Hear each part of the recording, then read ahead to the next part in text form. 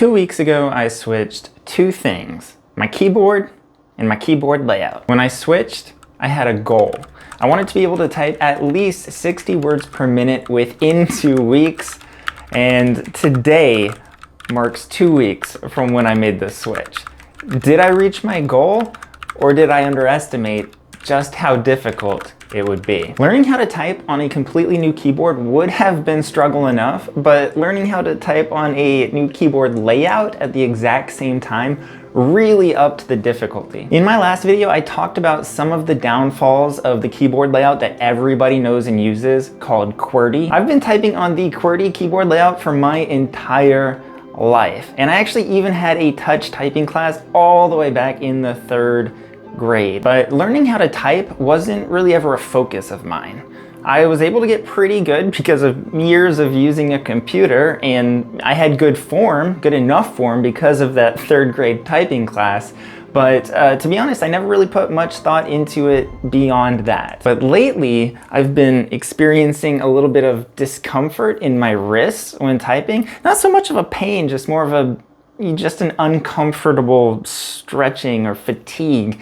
And it was enough to be concerning. As a developer, gamer, writer, and avid note taker, I spend a lot of time at my computer. And so it started to make more and more sense to focus on keyboard comfort and efficiency. I suspected that QWERTY was bad, and it didn't take much research at all to confirm those suspicions and convince me to try something new. Deciding which alternative layout to go with was actually a pretty tough decision. There are a lot of options, and each one makes a pretty compelling argument as to why you might want to use it. The options I researched and considered trying were Dvorak, Workman, and Colemak. So let's take a closer look at those options, and I'll tell you why I decided not to use them. So why not Dvorak? Dvorak is the 2nd most popular keyboard language right after QWERTY.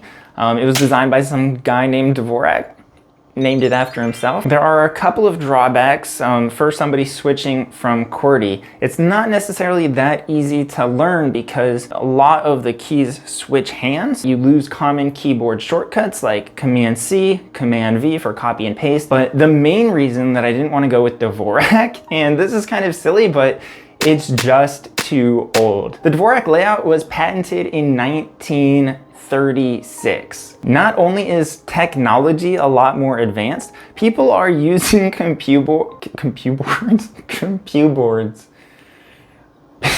People are using technology and keyboards and computers in ways that couldn't have even been imagined in the early 1900s. Dvorak was a great attempt to design a keyboard to be more ergonomic and efficient, and I'm sure that it works really well for people who decide to use it. It's definitely better than QWERTY. QWERTY is bad, but I just thought there had to be more modern layouts that would be better for me. So why not Workman? Well, I actually originally really wanted to try it. It was probably my top choice after my initial research, but I couldn't really find a preset for the keyboard configurator that I was using. And this being my first time diving into alternative layouts, I didn't really want to go through the hassle of trying to create a keyboard layout from scratch. And then combine that with some of the other drawbacks of Workman, it just seemed a little bit easier and maybe a little bit smarter to go with a more popular keyboard layout like Colemak. I actually might still try it out now that I have some experience setting up a keyboard layout and learning it and using it and dealing with the configurator and trying to get everything put to configurator. Is that the real word? So I used a tool called a keyboard analyzer, and I used it to analyze the most common words in the English language, and Workman was actually 4th on that list. So it was a drawback for that, and also another reason that I decided to go with the keyboard layout that I eventually chose. So that brings us to Colemak. Now I did choose Colemak, but I chose a variation of it called Colemak-DHm, which is really just Colemak-DH, but designed specifically for a matrix keyboard. So Colemak has a lot of things going for it for people who are looking to switch to an alternative keyboard layout. It's the 3rd most popular behind QWERTY and Dvorak, but we already talked about how Dvorak is a little bit on the ancient side when it comes to technology.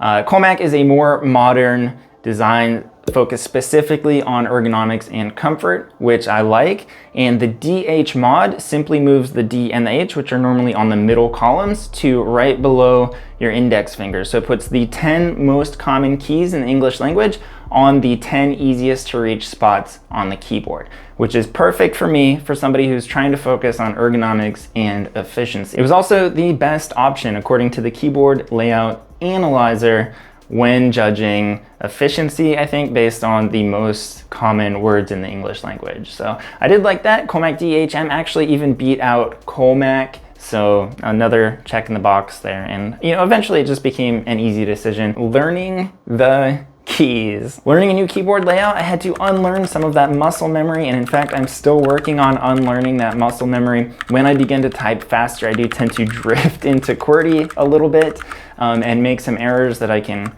quickly fix because I have learned the location of the keys, but that is just something to keep in mind. And then secondly, you need to work on your speed. The average typing speed, according to typing.com, is 40 words per minute, which in my opinion is actually still really low. And I think that the average typist can blow past 40 words per minute with just a little bit of focused practice. At a certain point, there's definitely diminishing returns for being able to type super fast. Being able to type 100+ words per minute is overkill for most people in most situations. To learn where the keys were located in Colemak, I used a website called keybr.com. KeyBR is a fantastic resource for learning how to touch type. It focuses on a small subset of letters and teaches you common letters and bigrams first, and then slowly adds more over time as you become proficient. It doesn't force you to use backspace to fix your mistakes, which is really good. If you miss a letter, it just turns red and you get to try again until you eventually get it right, and you can move on to the next part of the word. The words are not real English, it's just sort of gibberish, but it does use common letters and bigrams, and a lot of the times it actually ends up making real words anyway, but that's actually nice because you're focusing more on the letters and less on the word, which is a problem later on down the line, but we'll talk to that when we get to the speed section. KeyBR tracks a ton of information about your typing speed, not just as a whole, but actually for each individual letter. It also tracks which keys you make mistakes with the most, which ones you're fastest and most proficient with. You can really find out a lot about your typing skill as a whole by using the website KeyBR. It has a ton of information, a ton of statistics, and you can scroll through it as you please. It also tracks how long you've been typing, how much time you've spent practicing, how many sessions you've done, your fastest speed, and your average speed, which really does come in handy for seeing those daily gains. You can actually see a chart, and as long as your line graph is going in the right direction, it is rewarding and motivating to get you to keep going. For learning how to type whole words, I would recommend a website called monkeytype.com. There are a lot of websites like this. I like the clean interface on monkeytype.com, but you could also use 10 Fast Fingers or even TypeRacer if you want to compete against other typists, to really encourage you to try to go faster. If you're trying to improve your typing speed, whether it's on QWERTY or whether you're switching to a new keyboard layout and you want to get up to scratch, here's what I would recommend. First, make sure that you're tracking your speed. If you're not measuring it, you can't really tell if you're improving, if you're plateauing, or if you're even getting worse day to day. This would require you to make some sort of account on a website like KeyBR or another typing website, or you could make a spreadsheet, I guess, and manually track it if that's what you're into, but make sure that you are tracking your typing speed on a day-to-day basis and not just guessing or going by feel, because I can tell you from experience that typing at 16 words per minute, typing at 60 words per minute feels the same. You feel like you're typing the same speed, but obviously you're getting faster and more efficient as you go. Secondly, make sure that you are doing focused practice. If you are not focused while you're practicing, if you're just like practicing and listening to music or doing other things, having a conversation and going through the motions, you're probably not improving as much as you think you are. So I would definitely recommend when you sit down to focus on typing, stay focused. When your focus starts to drift, take a break and come back to it later, especially after sleep. Sleep is so important for learning any new skill, and that applies to typing as well. Third, make sure that you are focusing on accuracy over speed. I know that it sounds counterintuitive, but by focusing on accuracy, you will improve your speed later on. You'll also improve your speed quickly, naturally, simply by trying to hit the right keys on the first time. So there will definitely be times, and this happens to me, where you're feeling good and you try to type faster than your ability. You end up making mistakes, then you stop and you have to start thinking about each letter again, and that really slows you down.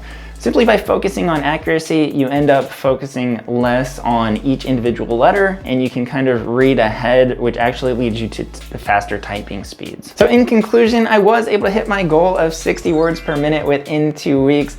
Barely, but I was able to do it, and I expect that you would be able to do it too. Okay, that's it for me. I hope that you enjoyed this video. If you did, make sure to like the video and subscribe to the channel, and I'll catch you on the next one.